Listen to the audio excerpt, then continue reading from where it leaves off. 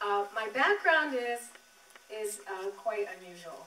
I started out as a fine artist. So I was accepted, I applied and was accepted into one of the finest art schools in the world called l'École des Beaux-Arts in Paris, France.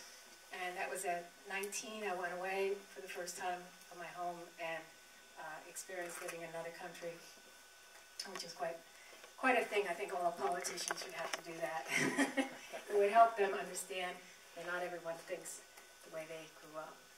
So that's how I started. When I came back to the United States, I couldn't make a living.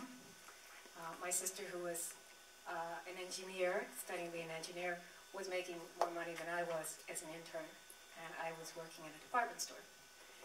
So I decided to go into illustration, and from there I went into design.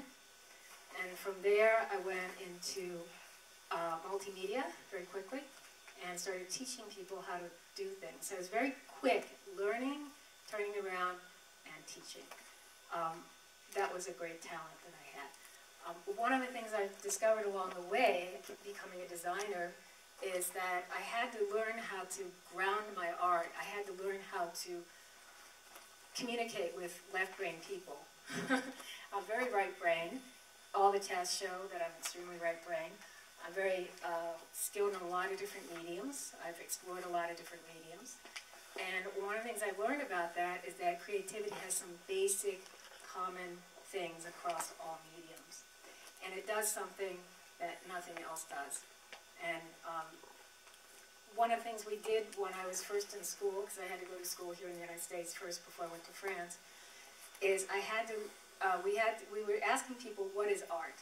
You know, all these teachers were saying, what is art? And I thought, well, you know, after all these years of being a creative person and exploring all these different forms of art, I know what the real question is. The real question is, what is creativity? Why do we have it? What is it? And what can it do for us? One of the things I've learned is that, or that I know from having practiced all these different forms of art, is that creativity is our highest selves.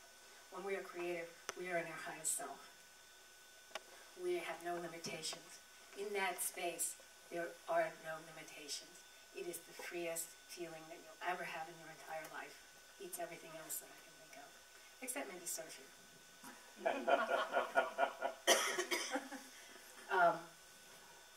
So I went to, I figured I was moving at the speed of New York City, so I moved to New York City.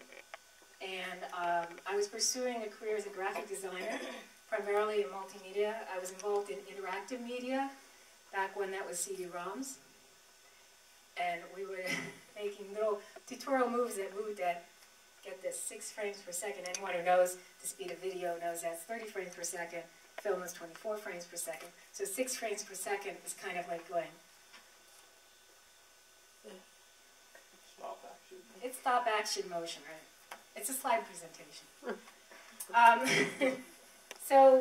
I went to New York City. I was part of the dot-com bubble. I was in demand as an art director. This was all self-taught, by the way.